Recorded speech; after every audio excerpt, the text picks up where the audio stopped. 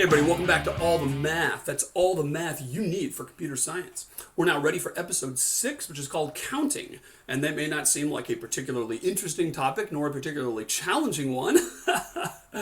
It is. And as I mentioned a couple episodes ago, there are 2 episodes in this curriculum that students almost always find the most challenging. One was probability, and one is this one on counting. Counting, how could that possibly be so hard? Doesn't seem like it would be.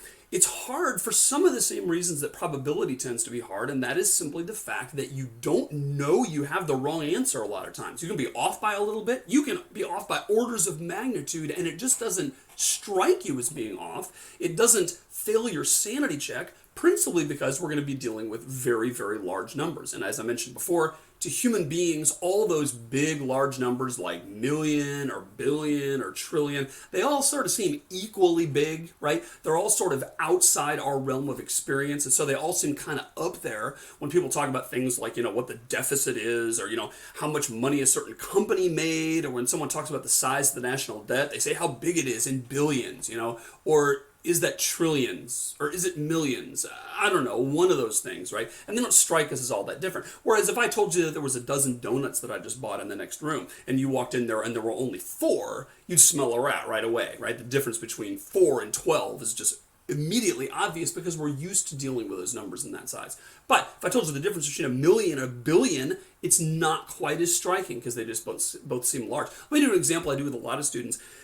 A good way to get your head around how long something is, how big something is to put it into terms that are more kind of, what we deal with every day. So let's talk about the word million versus billion versus trillion. And I'm going to write those 3 very similarly sounding words here. In fact, they're spelled identically except for a couple letters, right? Let's get our head around this. Let's talk about a period of time that would be 1 million seconds. How long is a million seconds, do you think? Do you think you've lived a million seconds? Do you think you've lived many million seconds? Do you think we're not even close to living a million seconds left? Let's kind of figure out what that would be, right? So let's put it in the calculator. 1, 0, 0, 0, 0, 0, 0. Okay, 6 zeros, that's a million. Let's divide that by 60 to figure out how many minutes it is. And that's how many minutes a million seconds is. Let's divide it by 60 again. And that's how many hours it is. Let's divide that by 24, because there's 24 hours in a day, to get how many days it is. And there's an answer we can kind of get our head around there. 11.57 days. So, 11.57 days, which is something we can get our head around, right? That's like, a week and a half or so. That is going to be equal to 1 megasecond. Because a megasecond is 1 million seconds, right? So if someone came up to you and asked, hey, how many, have you been alive several milliseconds, or megaseconds? Or if somebody said, hey, I haven't seen you in a while, what'd you do last megasecond? You would know they're talking about a period of time that's about 11 days, about a week and a half. All right, let's contrast that with billion. So if I asked you what a billion seconds is, again, that kind of sounds big, kind of like a million seconds did. And of course, I'd be asking you at that point what a gigasecond was in terms of days, or something we can get our head around. So let's compute that one. Let's start again, this time with 1, 0, 0, 0, 0, 0, 0, 0, 0, 0, because a billion has 9 zeros. That many seconds, if we divide by 60, gives us that many minutes. Divide by 60 again, we get that many hours. Divide by 24, we get that many days. Still too long for us. Let's divide by 365, assuming no leap years, to get us how many years that would be. 31.7 years. Very, very different from a million seconds, right? 31.7 years is how long a gigasecond is. So again, million and billion, they sound alike when you first hear them. But there is no mistaking that versus that, right? How many gigaseconds have you been alive? Most of you haven't even been alive a gigasecond. Probably most of the people who are listening. At the most, you're going to live probably 3 gigaseconds in your life, right? 3 billion seconds. Whereas megaseconds rather, that's so common. I mean, heck, if you lost a few megaseconds out of your life, you probably wouldn't even notice, right? Because there's, you live a lot of years, and this is an 11-day period, right? All right, so let's take it one step further. Let's talk about a terasecond, which would be 1,000 gigaseconds. So a trillion seconds, or a terasecond. Let's find out how big that would be. So we're going to start with 1, 0, 0, 0, 0, 0, 0, 0, 0, 0, 0, 0, 0. That's how long a trillion second is. Divide that by 60 to get minutes. Divide that by 60 to get hours. Divide that by 24 to get days. Divide that by 365 to get years. Divide that by 100 to get centuries. And that's what we're talking about there. About 317.1 centuries, give or take 0.1 centuries. That's how long a trillion is. So when you hear people talk about, the national debt being such and such many trillion dollars, how long is a second, man? That's nothing. I mean, several seconds have elapsed during this very sentence. And yet when you talk about a trillion of them, it's just more than you can even get your head around, right? 317 centuries, I mean, your family tree, don't even go back that far, anywhere close, right? So again, that's one of the reasons that combinatorics, as we'll call it, tends to be challenging. By the way, combinatorics is sort of the fancy schmancy math word for counting. And it's one of those words, that you can use at a party. If there's somebody annoying kind of being around you, if there's some weird guy who's kind of talking to you or whatever, and you want to kind of get rid of them, you can drop a word like that, right? There's several words we've learned about that, like that in this class, like cardinality, right? Or endorelation. Somebody comes up to you in a party and is like, so dude, what do you do? What do you do for a living or whatever? What did you study in school today? You can say, well, I was working on a few surjective functions. I was studying some reflexive antisymmetric endorelations, and that person will just leave. It's a great way to get rid of people, to say, I was working on some combinatorics. And they'll just take off, and it's a nice way to kind of get rid of people by sort of geeking them out or whatever, right? So combinatorics, the fancy name that we're going to use for essentially counting things. And we're going to do two things in this unit. Basically talk about figuring out how many of something there are, and then also figuring out what are all of the possibilities of something. There's times when we're going to want to enumerate the combinations or the permutations of something and actually list them, or at least give some order for listing them in some order. And that's another thing we'll talk about in this lesson. One of the things that's hard, and this is a conceptual thing more than it is a math thing, really, but I'll just kind of give you this heads up right off the bat. And when we talk about these different formulas we're going to use, a lot of times the thing that's hard for students is figuring out which formula to apply, figuring out what the problem really is, more than actually the math of figuring out what to plug into the formula.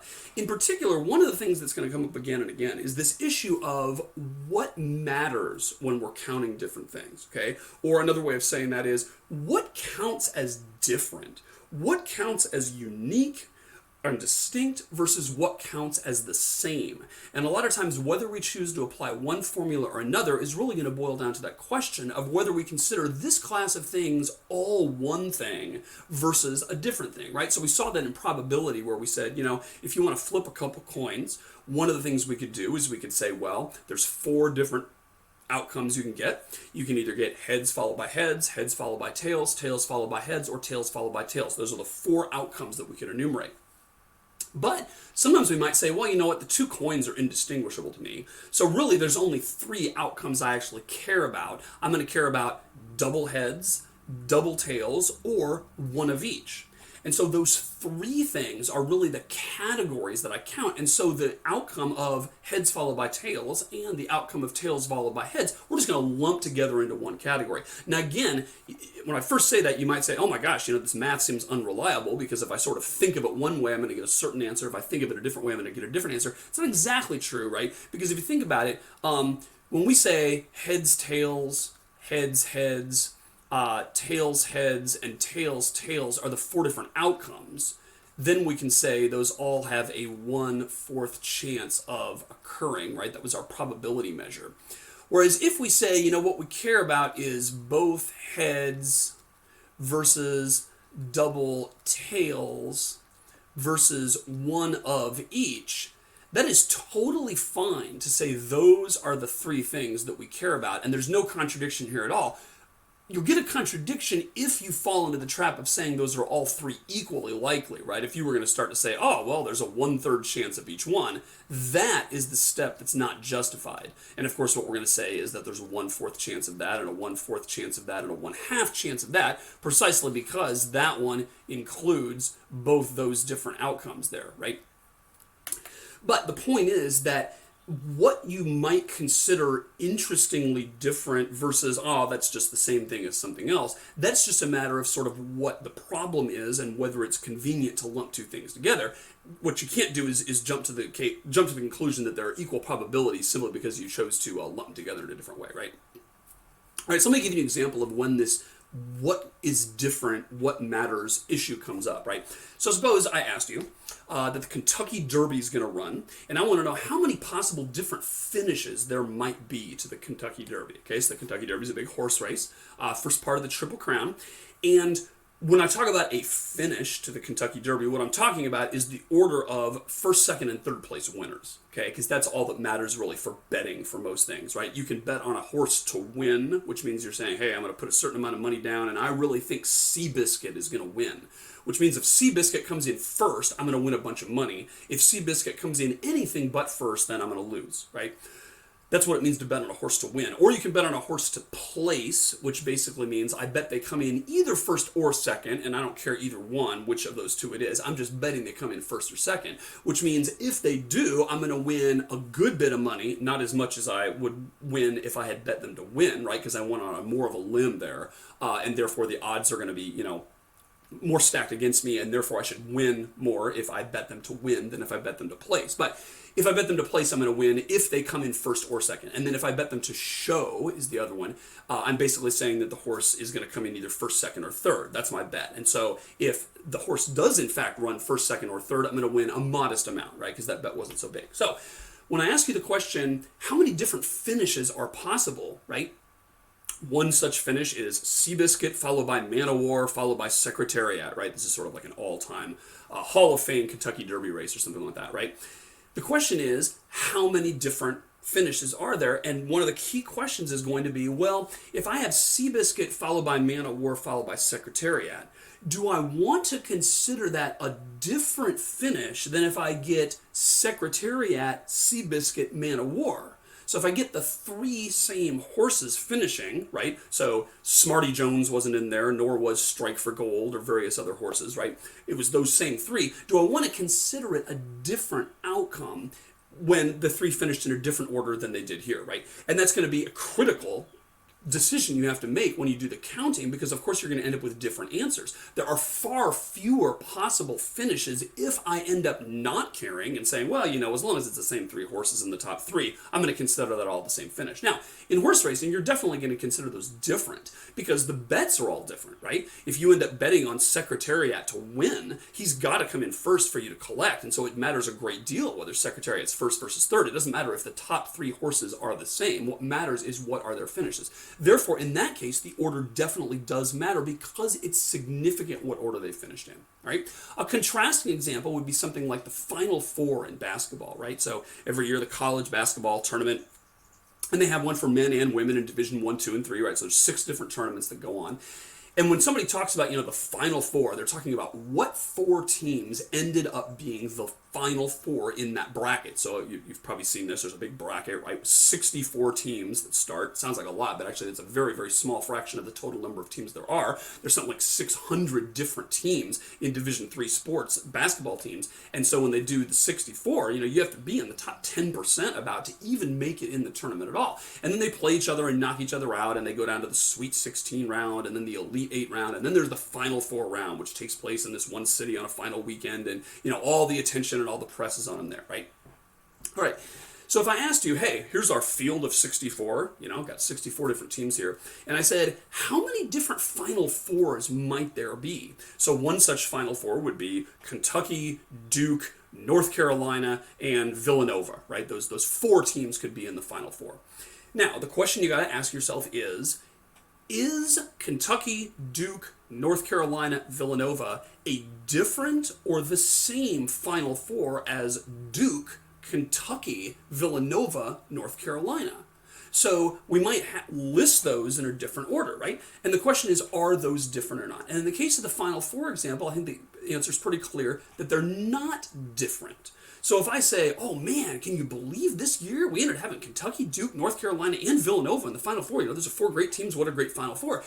I'm talking about those 4 teams being in the Final Four. I'm not talking about any particular order of them, because there isn't really any order, right? There's just the 4 teams, and then they're going to have the final showdown to actually see who's the national champion. So in that case, the order doesn't matter. So the reason I bring this up is because, it's easy to get lost in the sauce when we start talking about all the, the math and the formulas to plug stuff in, and we're going to talk about some really weird, geeky words and stuff. But right off the bat, it's just important to understand the problem that you're dealing with and figure out, hey, when we ask ourselves, how many possible license plates are there in Virginia? Or how many possible different classes of students could I have for a certain class at the University of Mary Washington? Or how many different passwords are possible with this password scheme? The first thing you have to figure out is what exactly counts as a different password from another one, and that is going to allow you to figure out what the right formula is to use.